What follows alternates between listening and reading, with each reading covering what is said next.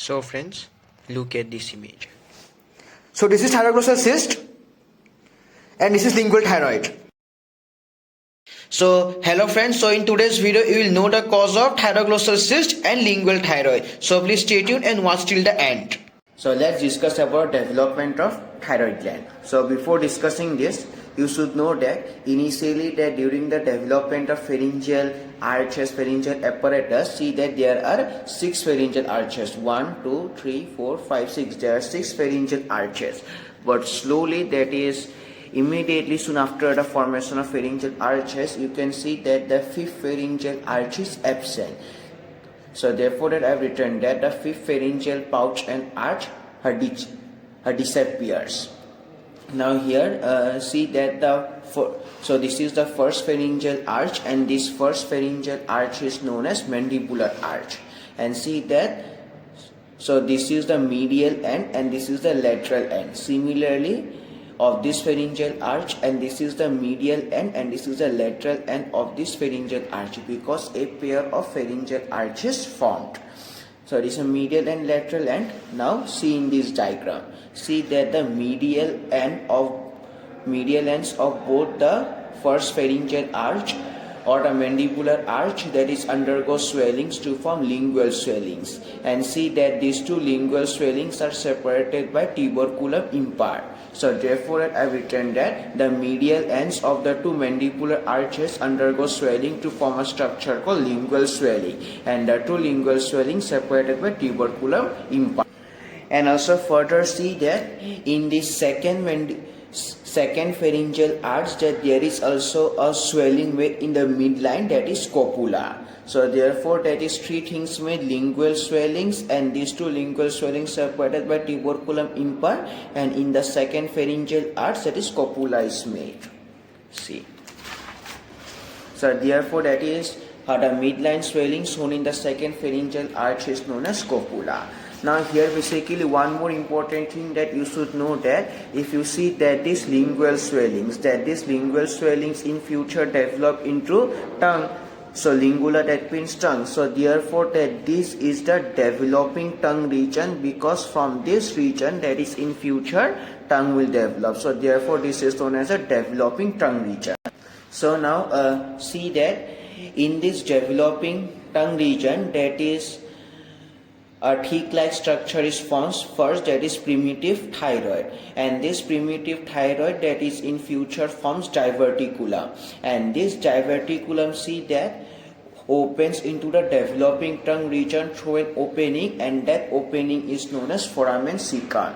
So all these portions I have written that on 24th day of embryonic development, the developing tongue region forms primitive thyroid, and this primitive thyroid forms a diverticulum, and that diverticulum opens into the developing tongue, and that a region through an opening, and that is known as foramen cecum. So therefore that this is a diverticulum, and this is the foramen cecum, and through this foramen cecum it is opening into this developing tongue region.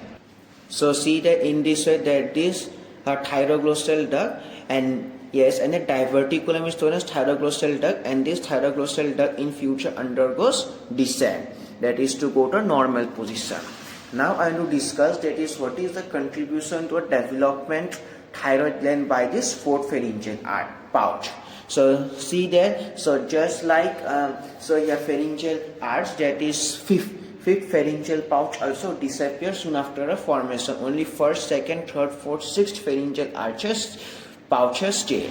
So now I will discuss about this 4th pharyngeal pouch. See that this is the ventral part of the 4th pharyngeal pouch, and see that from this ventral part of the 4th pharyngeal pouch, that is lateral thyroid develops. See that the ventral part of the 4th pharyngeal pouch contributes to a lateral thyroid formation. So now basically, so as you already know what is thyroglossal duct, so once again I am going to tell you. So here that this primitive duct is formed in a developing tongue region, and this primitive so here thyroid, sorry it is not primitive tongue, it's a primitive thyroid. So that this primitive thyroid forms a diverticulum, and that diverticulum also descends downward, and that diverticulum which is formed by this primitive thyroid is known as thyroglossal duct. So now that is I will discuss about the descending of thyroglossal duct. So if you see that, so initially that this, so here diverticulum, so here forms in a developing tongue region, so in the lingual region, but now from the lingual region it has to go to the, that is the normal thyroid gland formation.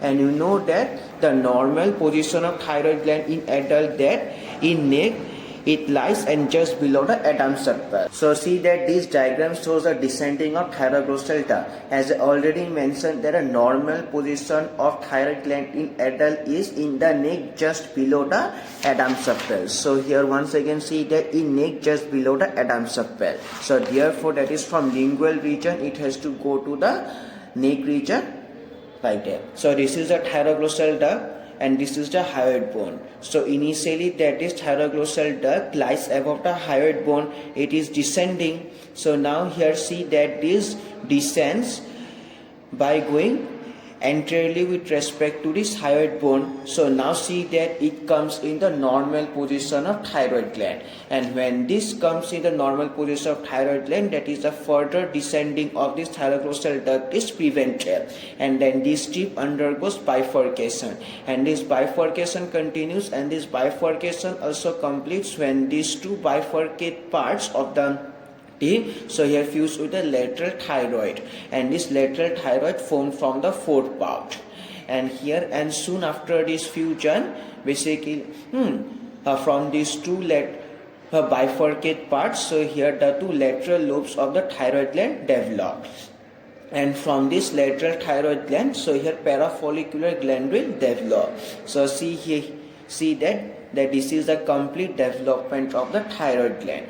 And once again I want to tell you is that this, so here thyroglossal duct disappeared, that is a disappeared thyroid gland part, or you can say that the or disappeared thyroglossal duct. So therefore not a single part of the thyroid gland part that is normally lies in the lingual and hyoid region. So therefore that I return that in the normal position of thyroid gland, the thyroglossal duct stops descending and the tip of the thyroglossal duct undergoes bifurcation, and this bifurcation leads to formation of lateral loops of the thyroid gland, and a complete development done when the bifid parts come in contact with the lateral thyroid, and as from the lateral thyroid the future parathyroid gland will form. So this is the different part, and this is also see that after the complete formation of thyroid gland, that is the thyroglossal duct completely disappears, and the thyroglossal duct also, how it descends, the thyroglossal duct descends to a normal position by coming anteriorly with respect to developing hyoid bone.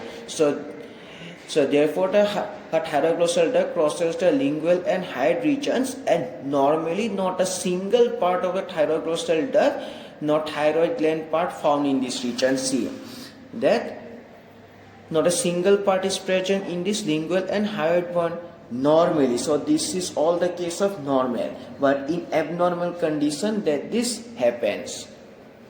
So see that, so this is how descent occurs. So it develops here in the tongue region, but it descends slowly in this manner that it crosses tongue region and hyoid bone region, and finally it comes into the normal position that is in neck just below the Adam's sepal. So that's all about the normal things of the development of thyroid gland. So now that I will discuss what is thyroglossal cyst.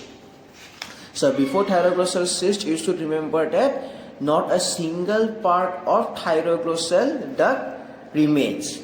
See that after a complete thyroid gland formation, the thyroglossal duct completely disappears. Now, what is thyroglossal cyst? See in this. The remnants of the thyroglossal duct persist, and this persistent thyroglossal duct parts do the formation of thyroglossal cyst. So this is the image of thyroglossal cyst. See this.